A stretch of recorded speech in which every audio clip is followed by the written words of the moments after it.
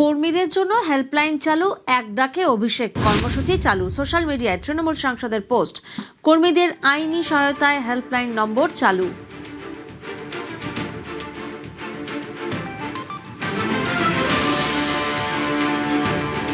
আমাদের এই টিমে অনেক এমএলএ আছেন যারা বাড়ির সোনা বা অন্য জিনিস বন্ধক রেখে কর্মীদের জামিন করেছেন।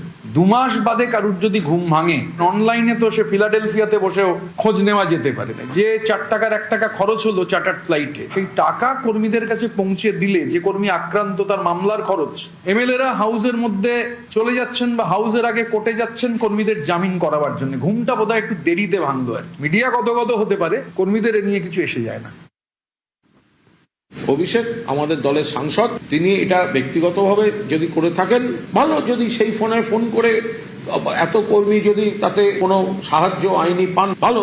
কিছুদিন আগে কল্যাণদাও করেছিলেন। আমরাও যথাসম্ভব যে যার এলাকায় আছে তারা, আমরা ঘটনাস্থলে যাচ্ছি, থানায় ছুটে যাচ্ছি, পুলিশকে বলছি। আমি তো এই রোববারও সন্ধ্যাবেলা 2টো থানায় গেছি। তবে এটা দলের কেন্দ্রীয় হেল্পলাইন না, এটা অভিষেকের ব্যক্তিগত কোনো উদ্যোগ। আমি যেহেতু জানি না, আমি না জেনে আমি মন্তব্য করব না। ওয়ার্কিং কমিটিতে যেটা আলোচনা হয়েছিল যে সকলকে পাশে থাকতে হবে, এবং সেখানে যদি সাংসদ হিসেবে বা দলের একজন নেতা হিসেবে অভিষেক একটা হেল্পলাইন চালু করে থাকেন, সেটা তিনি করেছেন।